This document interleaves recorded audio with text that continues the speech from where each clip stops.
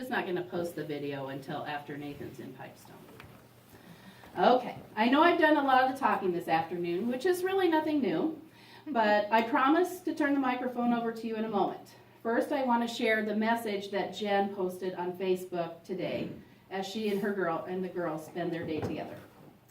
Today, I was supposed to be at the place that was home the last almost 10 years of my life, and in the state that will stay home for quite a while yet. Celebrating shared time with my community and family, the weather forecast and ice predictions changed that for me. But as I snuggle with my two tiny people who are trying to understand and adjust to the upheaval in their lives, I can't help but think maybe this helps protect their little hearts and minds a bit and prevents further confusion and helps protect the hearts of others from having a wound in the early stages of healing reopened. CUPC, Hartford, Carlisle friends, as well as Meg and Christina, my heart is with you today. I'm reminiscing fondly, smiling, shedding some tears, and sending my love and saying see you later until our paths next cross. So that is what Jenn shared this morning. So now it's your turn. Oh, I didn't think I'd have to go until tomorrow morning. No. You know, I grew up in Northwest Iowa. I have lived in Iowa all my life, and I know a lot of you have grown up in Iowa. And so I want you to imagine, as your teenage self, deciding whether or not you are going to stay in Iowa. I think it's about half and half. Some of us say, we'll live our whole lives here. We want to make families here. And others of us say, get us out of here. We want to go experience life. We want to go have these adventures.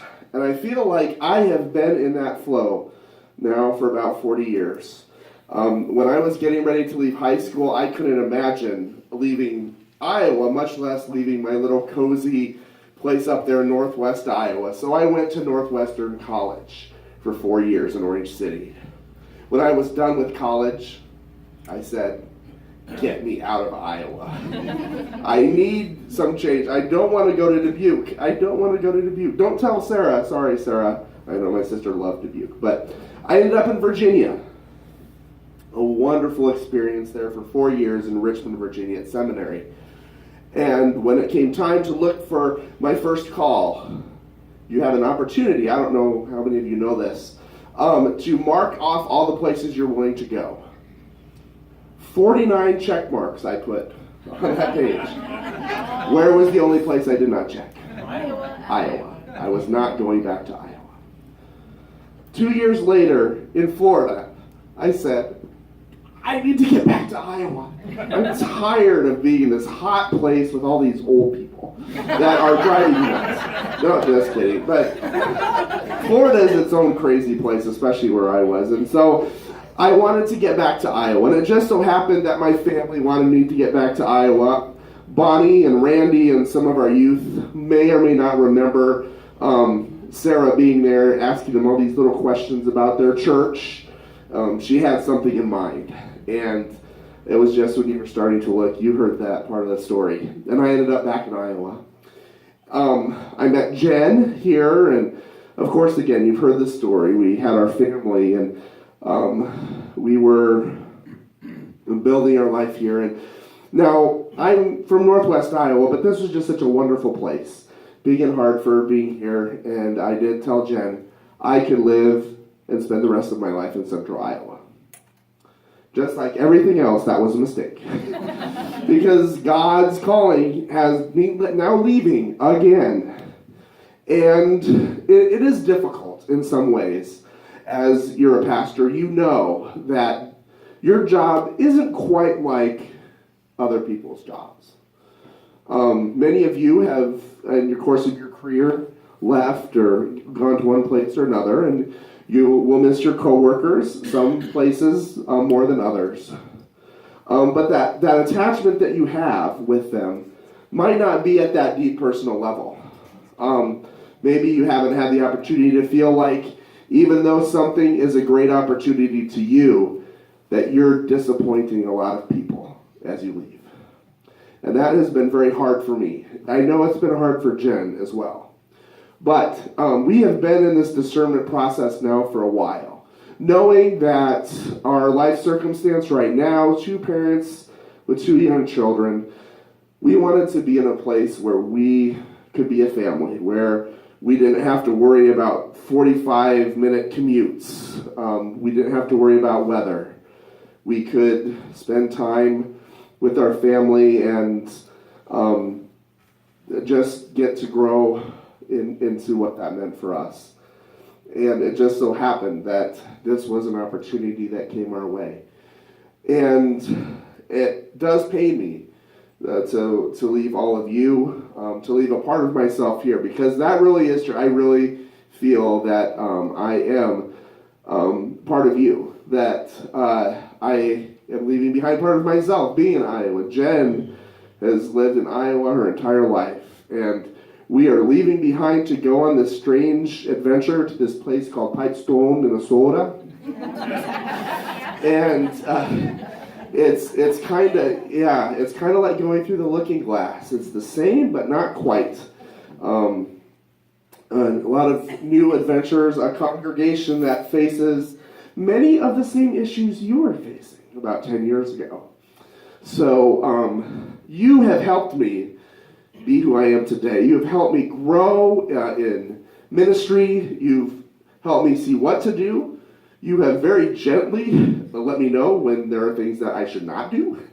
And I really, as I go into this call, I don't think I would be prepared to be who I need to be without having the wealth of experiences that I've had here. You have all let me be who I am. You have let me walk alongside you in your life, both as a congregation, as your individual lives. You've helped me and my family become part of the Hartford, Carlisle community. I feel, again, close even to the churches and the partnership and the presbytery. This has been a very welcoming place. And I can only think that knowing how much all of you have meant to me and my family, that God would not call me to a place where I wouldn't start developing those relationships again. So I have appreciated your prayers over these past couple months. It has been a short time, but a long time for both of us. I cannot wait to get up there to be with my little girls, but it'll be hard to leave all of you here. I am praying for you and praying for your congregation. I know that God has already initiated that process of bringing the next person to you. And so I am just grateful for all the love you have shown us, you've shown me today.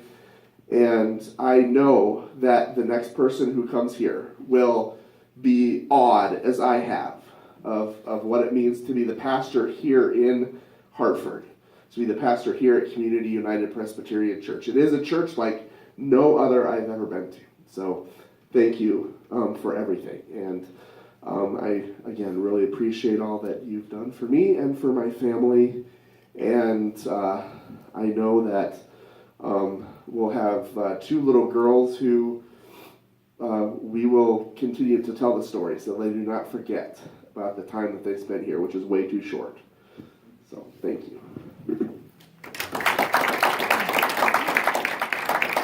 That will probably be about 5 minutes longer than my sermon will be tomorrow. Okay, well, we have one more thing, so you can have a seat. And we need all the other people come up to conclude our program this afternoon. We have a musical tribute that we'll share with you as our pastor and even more as your friend. Yeah. Well, I didn't come up during the individual sharing, but yes, as Ann said, music has always been celebrated in this church, and it's been such an important part of our worship, and I can't believe nobody mentioned the tuba. So, Nathan has shared music, his talent, and Jen, certainly her talent. So those of us that could be here today just wanted to take a minute to say thank you and goodbye with a song. Actually, he doesn't know yet. Special music is the tuba tomorrow. There's a pipe song. Oh, no. Hurry!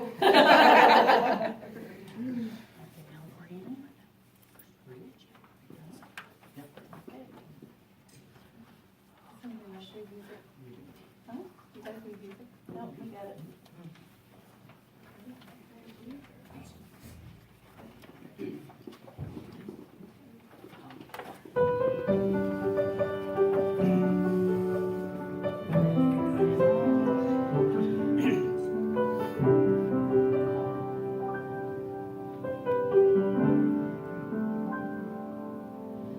Picking up the dreams God planted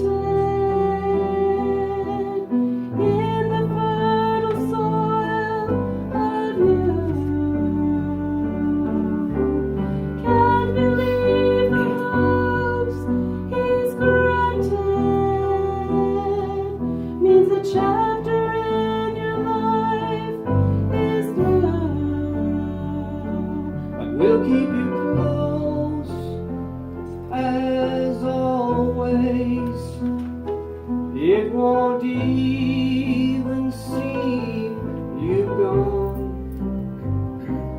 'Cause our hearts are big and small ways.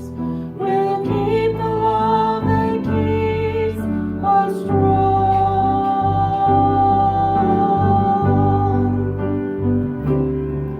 And friends are friends forever if the Lord's the Lord of them. And a friend will not say never, 'cause the welcome will not end.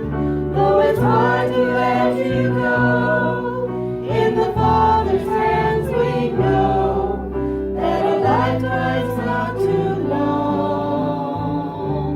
to live as friends.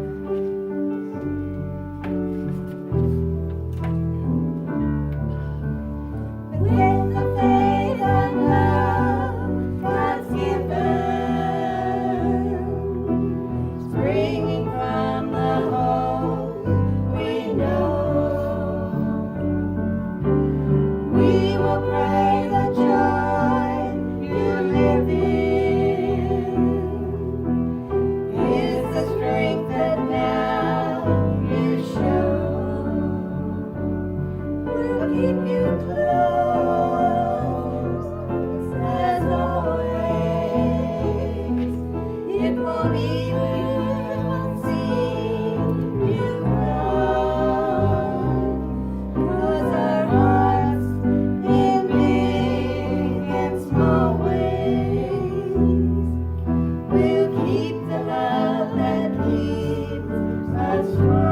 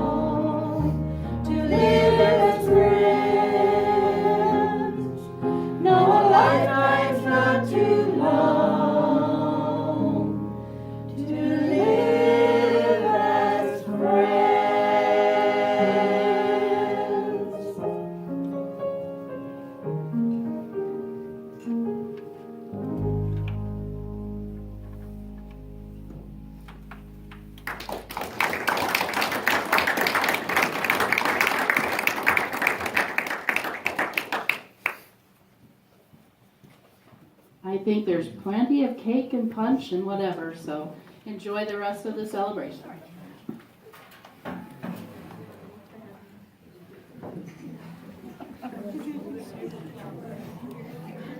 That's okay. That's okay. I was like,